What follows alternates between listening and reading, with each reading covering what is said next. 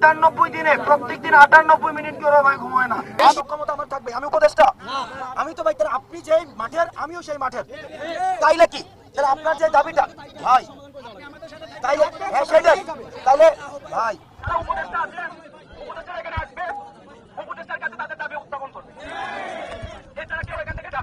স্বাস্থ্য উপদেষ্টা এসে কার্যকর আশ্বাস না দেয়া পর্যন্ত আগারগাঁওয়ের সড়ক থেকে সরবেন না বলে সাফ জানিয়ে দিয়েছেন জুলাই বিপ্লবে আহতরা। সুচিকিৎসার দাবিতে পঙ্গু হাসপাতালের সামনে এখনো অবস্থান নিয়ে আছেন জুলাই আগস্টের আন্দোলনে আহতরা। যারা উপদেষ্টা হয়েছে তাদের ব্যাপারে আপনাদেরকে ব্যবস্থা নিতে হবে, তাদের বিরুদ্ধে যদি প্রয়োজন হয় তাহলে মাঠে নামতে হবে, মাঠে নেমে তাদের ব্যাপারে তাদের বিরুদ্ধে আবার ফের যুদ্ধের ডাক দিতে হবে। আসসালামু আলাইকুম সম্মানিত দর্শক মণ্ডলী, আজকের এই ভিডিওটি অত্যন্ত গুরুত্বপূর্ণ, আপনারা ভিডিওটি সম্পূর্ণ দেখবেন কোনো ধরনের টানাটানি না করে। দর্শক শ্রোতা, মহা বিপদে পড়ল সমন্বয়ক হাসনাত আবদুল্লাহ। দর্শক শ্রোতা, একটা সভা সমাবেশে গিয়েছিল সমন্বয়ক হাসনাত, সেখানে সাধারণ শিক্ষার্থী তাকে এমনভাবে কথা বলতে আছে সমন্বয়ককে পাত্তাই দিচ্ছে না। তাদের দাবি, আমাদের দাবিগুলো মানতে হলে দুই উপদেষ্টা সহ সমন্বয়ক সার্জিস হাসনাত, নাহিদ ইসলাম, আসিফ মাহমুদ এই চারজনকে উপস্থিত থাকতে হবে, তা না হলে আমরা মাঠ ছাড়বো না, আমরা আন্দোলন করবো। দর্শক শ্রোতা, মহা বিপদে পড়তে চলেছে সমন্বয়ক হাসনাত, সার্জিস সহ উপদেষ্টারা। আজকের এই ভিডিওতে সমস্ত ধরনের চাঞ্চল্যকর তথ্য রয়েছে এবং হাসনাত আবদুল্লাহকে কিভাবে তারা হেনস্থা করলো সেই বক্তব্যটিও রয়েছে, আপনারা দেখলে বিস্তারিত বুঝতে পারবেন। তো বেশি কথা না বাড়িয়ে আমরা ভিডিও ক্লিপে চলে যাই, আপনারা মনোযোগ সহকারে ভিডিওটি দেখতে থাকুন। আপনি তখনই যাবেন যখন আপনাকে দেওয়ার সক্ষমতা আমার থাকবে, আমি উপদেষ্টা, আমি তো ভাই তাহলে আপনি যে মাঠের আমিও সেই মাঠের, তাইলে কি তাহলে আপনার যে দাবিটা ভাই তাইলে হ্যাঁ সেটাই তাইলে ভাই আমি তো এই কারণে এখানে আসছি। আমি যদি অনেক বড় মানুষ হইতাম, উপদেষ্টা হইতাম, এই সেই আমার 3 মাস পরে আমার ভাই এখন রাস্তায় আছে, এটাই আমার জন্য সবচেয়ে লজ্জার। এখন আমি তো এসে আপনাকে বলি না আপনি চলে আসেন, বলছি তো যতক্ষণ পর্যন্ত আপনার সমস্যার সমাধান না হয় আমি আপনাকে কোন মুখে বলবো এই সমস্যার সমাধানটা কিভাবে হওয়া যায়, আমার একটু সময় দেন। বিষয়টা বুঝছেন? আমি তো আপনাকে বলতেছি আপনি চলে আসেন, বলছি আমি তো বলি নাই তো, হ্যাঁ আমি তো বলি নাই রে ভাই আপনারে। আপনার যে অবস্থা ভাই, আমি গত 3 মাস, আজকে 98 দিন, প্রত্যেক দিন, আজকে 98 দিন না, কালকে 99 দিন, এই 98 দিনে প্রত্যেক দিন 98 মিনিট করে ভাই ঘুমায় না, একই দশা। তার মানে কি ভাই, আপনাদের যে দুঃখ, আপনাদের যদি ভাই প্রত্যেকজনের 100 কোটি টাকা দেওয়া হয় আপনার চোখ কে আর ফিরবে? সেটা তো ফিরবে না ভাই। আপনাদের যে আমি তো সেটাই বললাম, যার সন্তান গেছে তাকে যদি দুনিয়ার সব দেয় তার কি আছে? যার বাপ গেছে তাকে যদি দুনিয়ার আপনি সব দেন, লাভ আছে? এখন যারা শহীদ হয়েছে তারা আমার এক হিসাবে, যারা আহত হয়েছে তারা এখন সবচেয়ে দুঃখের অবস্থায় আছে ভাই। আমি আপনাকে কিন্তু বলি না আপনি আন্দোলন শেষ করে ফেলেন, আমি বলছি আপনাকে, তাহলে আপনি আমাদেরকে ভাই ভাবেন, এটা ভাইবেন না ভাই। রিকোয়েস্ট, অনুরোধ, এটা ভাবার দরকার নাই যে আমি আপনাকে উঠায় বলতেছি ভাই চলেন আপনাকে, ভাই এটা আমি কেন বলবো ভাই? ভাই আপনি তো ভাই আমাদের ডাকে তো রাস্তায় এসে হাত হারাইছেন ভাই, এটা আমাদের ডাকে আসছেন কিনা শোনেন আপনারা ভাই, দেশের জন্যই তো ভাই, যখন দেখছেন দেশের জন্য, দেশের ডাক এবং আমাদের ডাক এটা সেম, তখন আসছেন, তাই তো? এটাই তো, তাহলে আপনি এইখানে এই ভরসাটা রাখেন যে এখনো এমন হয় না যে আপনাদের এগেইনস্টে গিয়ে আমরা কিছু করব। এই কারণে আমি আপনাকে যেহেতু কিছু ভাই এটার জন্য ভাই হচ্ছে না যে ব্যাপারটা এমনও না, হচ্ছে না যে বিষয়টা এমনও না, কিন্তু যেভাবে হওয়ার দরকার ছিল সেভাবে হচ্ছে না। যেই বিষয়গুলো আমার এর থেকে গুরুত্ব না সেই বিষয়গুলো হচ্ছে, কিন্তু এই বিষয়গুলো গুরুত্ব সহকারে হচ্ছে না ভাই।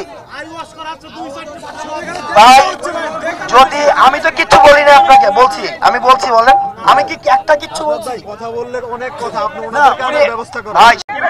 ছাত্র আন্দোলনের আহ্বায়ক কমিটির আহ্বায়ক উনি এখানে আসছেন, ওনাকে আমরা ওনার কাছে অনেক কৃতজ্ঞ। উনি এখন এখানে আসছে অনেক বিজি থাকার পরও এখন এখানে যারা আহত আছে সকলের একটা চাওয়া, যারা উপদেষ্টা আছে উপদেষ্টারা এখানে আসবে, উপদেষ্টার কাছে তাদের দাবি উত্থাপন করবে, এছাড়া কেউ এখান থেকে যাবে না। তাদের কর্মসূচি একটা ছিল, আমি অহেতুক যদি কথা বলি সেক্ষেত্রে আমাকে কারাবে।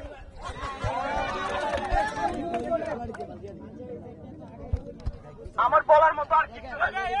আমি হাসনাত ভাইয়ের সাথে আবেদন জানাচ্ছি, আপনি আসছেন আমাদের কথাগুলো শুনেন, কোনো সমস্যা নাই, কিন্তু সেটা সলভের বিষয়, সেটা উপদেষ্টারা আসলে সবচেয়ে বেশি ভালো হবে, সবচেয়ে ভালো হবে না, উনার মাধ্যমে সব সমাধান হবে।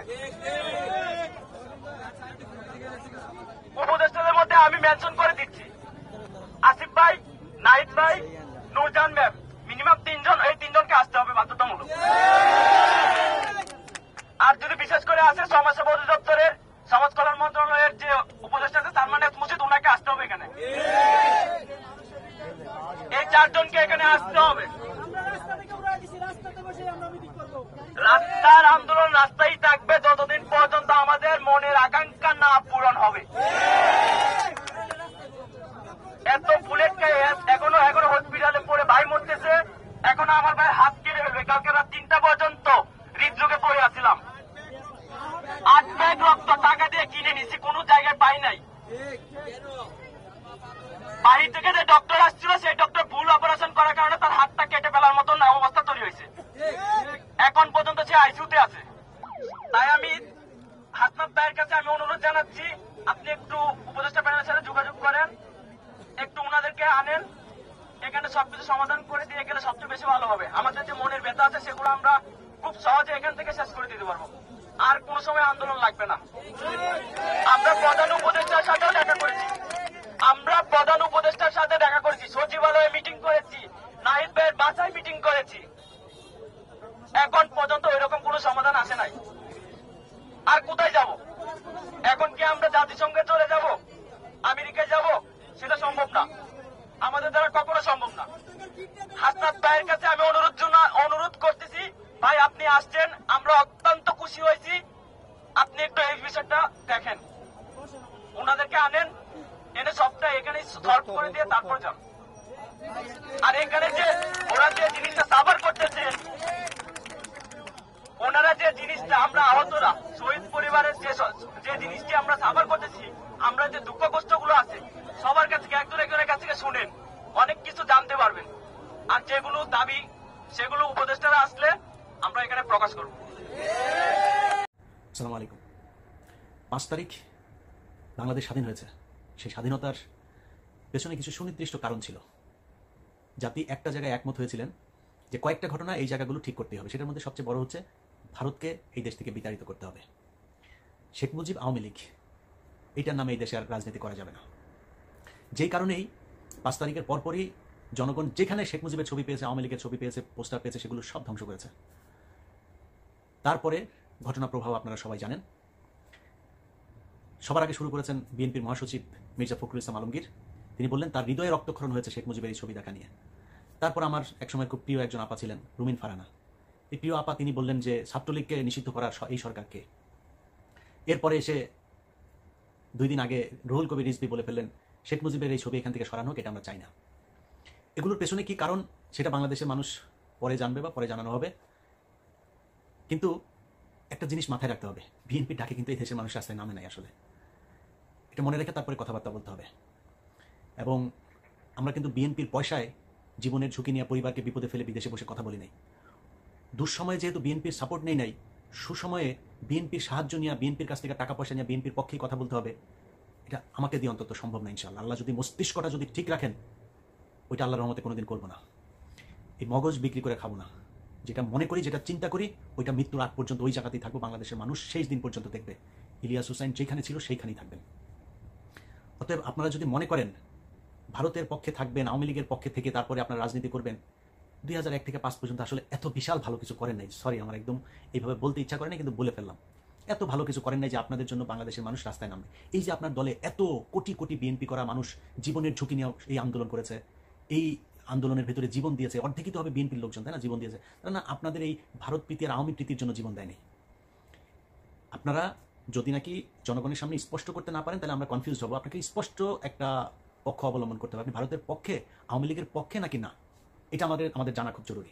এই মুহূর্তে কনফিউজড হয়ে থাকলাম, বাট আমার মনে হয় খুব সহসায় আমরা এটা জেনে যাব, তখন আমরা আমাদের মতামত জানাই দেবো। এই দেশের মানুষ, যারা সাধারণ মানুষ আপনাদেরকে ভোট দেয়, রাজনীতি করে না, তারাও না আওয়ামী বিরোধিতা করে তাই বিএনপির দলে ভোট দেয়। এমনিতে বিএনপি করার কোনো কারণ নেই, অন্য কোনো কারণ নাই আসলে এরকম। তো সেই জায়গাটা যদি নষ্ট করেন না তাহলে সামনে বিপদ হবে।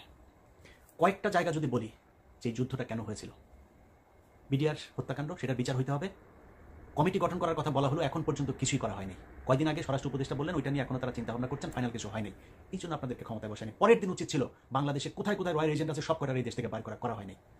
বিডিআরের নিরীহ সৈনিকরা তারা জেলখানে আছে, এখন পর্যন্ত বের করে নাই। উচিত ছিল পরের দিন তাদেরকে যেইভাবেই হোক, জেনারেল অ্যামনিস্টি হোক আর যেইভাবে হোক তাদেরকে করে দেয়া, করা হয়নি। আলেমদেরকে বের করে দেওয়া দরকার ছিল, করা হয়নি। এই ছাত্ররা এখন পর্যন্ত হাসপাতালে আহত অবস্থায় আছে, চিকিৎসার টাকা নাই, আপনারা সরকার থেকে কোনো সহযোগিতা করেননি এখন পর্যন্ত। গতকালকেও এক পত্রিকাতে নিউজ দেখলাম, যারা নিহত হয়েছে তাদের পরিবারকে এই স্যাবলামো করে 2 লাখ 5 লাখ না, অন্তত 5 কোটি করে টাকা দেওয়া উচিত। তারা এই দেশ স্বাধীন করেছে, দেওয়া হয়নি। বাংলাদেশে গেল 15 বছরে ব্যাপক লুটপাট হয়েছে এই বিদ্যুৎ খাত নিয়ে, সেই জ্বালানি খাতের এখন পর্যন্ত একটা মামলা হয়নি। আপনি এই নাম কি আপনার দরবেশ বাবা সালমানের রহমানের বিরুদ্ধে মামলা হচ্ছে নীলক্ষেতে, সে এক ব্যবসায়ীকে পিটিয়ে মেরেছে। আরে ভাই, এই মামলায় তো সে তার কিছু হবে না, কারণ ওই কাজ তো সে করে নাই। সে যেটা করেছে সেটা দিয়ে 500 বছর তাকে জেলখানে আটকে রাখা সম্ভব, 500 বার তার ফাঁসি হতে পারে। তার সে হত্যা করেছে এই দেশে মানুষ। কাকে করেছে জানেন? এই যে শেয়ার বাজার আছে না, এই শেয়ার বাজারে ক্ষতিগ্রস্ত হয়ে সুইসাইড করেছিল কয়েকজন মানুষ, মনে আছে? তাদের হত্যা মামলা হইতে হবে এর বিরুদ্ধে। যে পরিবারগুলো শেয়ার মার্কেটে ক্ষতিগ্রস্ত হয়েছে তাদের টাকা ফেরত দিতে হবে, তার সব প্রপার্টি বিক্রি করে নিলামে তুলে তারপরে সেই পরিবারগুলোর কাছে টাকা ফেরত দিতে হবে। যে ব্যাংকের টাকা আত্মসাৎ করেছে সেই ব্যাংকের টাকা ফেরত দিতে হবে। হচ্ছে কিছুই হচ্ছে না, শুনেছেন এখন পর্যন্ত? এই যে বিদ্যুৎ খাতের মিটার, আপনার ডিজিটালাইজেশনের মাধ্যমে, প্রিপেড মিটারের মাধ্যমে যে কয় ইউনিট খরচ হচ্ছে কোনো কিছু জানা নাই, যা মন চাচ্ছে কাটে নিচ্ছে। সে মিটারের ব্যাপারে কোনো ব্যাপার হয়েছে এখন পর্যন্ত? কিছু করা হয়েছে? করা হয়নি। প্রবাসী লাউঞ্জ তৈরি করছে। আরে ভাই, পাশার চামড়া লাল হয়ে যায় বাইরে কাজ করতে করতে, 10 বছর 15 বছর বউ পোলাপান থুয়া মধ্যপ্রাচ্যে মানুষ বিদেশ খাটে, তার 5 মিনিট এয়ারপোর্টে যায় না, তার বসতে ইচ্ছা করে না, কখন সে পরিবারের কাছে যাবে তার ওই চিন্তা। আপনি এই বালের ভিআইপি লাউঞ্জ প্রবাসী লাউঞ্জ করে তো লাভ নাই। তাদের জন্য দরকার ছিল 5 লাখ টাকা লাগে সৌদিতে যাইতে, ইন্ডিয়া থেকে যেতে লাগে 70,000। আমার দেশ থেকে কেন 70,000 টাকা একজন মানুষ সৌদিতে যেতে পারবে না? এটা তার দরকার। একজন মানুষ বিদেশ যেতে চায়, তার পাসপোর্ট করতে কি সমস্যা হয় সেই সমস্যার সমাধান করেন। তার বিদেশ যেতে লোন দরকার, যেটা শ্রীলঙ্কা, নেপাল এইসব দেশগুলো করে, তার লোনের ব্যবস্থা করেন, বিদেশ পাঠানোর ব্যবস্থা করেন, মানুষ কাজ করে আপনাকে টাকা দিবে। এই প্রবাসীদের ব্যাপক অবদান আছে, সেই মানুষগুলির পাশে আপনারা এখন পর্যন্ত দাঁড়াইতে পারেন নাই। অতএব বটম লাইন হচ্ছে এই সরকার একটা ব্যর্থ সরকার, কিচ্ছু করতে পারেন নাই।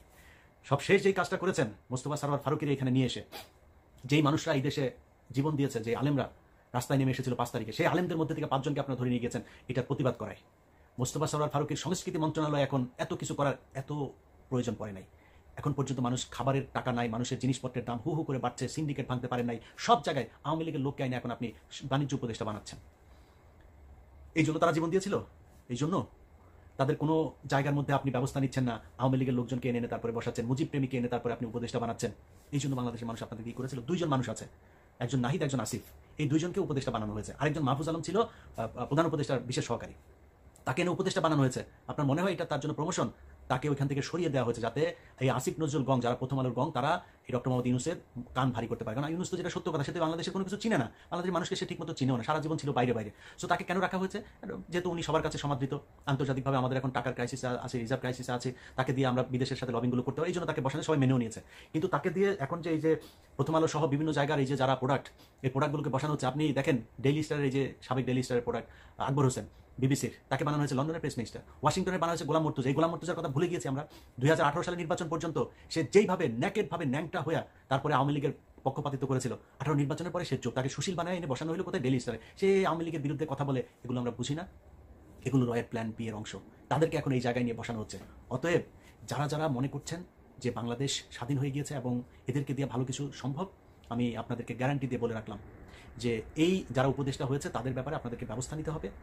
তাদের বিরুদ্ধে যদি প্রয়োজন হয় তাহলে মাঠে নামতে হবে, মাঠে নেমে তাদের বিরুদ্ধে আবার ফের যুদ্ধের ডাক দিতে হবে। আমি মনে করি যারা ছাত্র আছে, ছাত্রদের থেকে আরও বেশি প্রতিনিধি উপদেষ্টা পরিষদে যেতে হবে, যারা জীবন দিয়েছে, যারা ওই সময়, আমরা এখন শুধু 2 জন উপদেষ্টাকে বাইরে দেখছি, বাকি উপদেষ্টারা নাই, তারা তো জীবন দিতে এসেছিল, তারা কোথায়? তাদেরকে উপদেষ্টা বানাতে হবে। ডক্টর কনক সারোয়ার, পিনাকি ভট্টাচার্য, তাদেরকে উপদেষ্টা বানাইতে হবে। মানে আমার নামটা আমি বললাম না, কারণ হচ্ছে যে আপনারা মনে করেন না যে আমি আমারটা আমি হইতে চাই, এই জন্য আমারটা আবার আরেকজন বলবে, এই জন্য না, আমারটা বলে রাখি, এটা হচ্ছে আমি আপাতত দেশে যাচ্ছি না, এই কারণে আমার কোনো উপদেষ্টা হওয়ার যোগ্যতাও যদিও আমার নাই, বা কোনো পদে দিতে চাইলেও আমি সরকারের কোনো পদে যেমন এই সরকারের কোনো সুযোগ সুবিধা আমি নিব না। সো আমি যাচ্ছি না আর কি।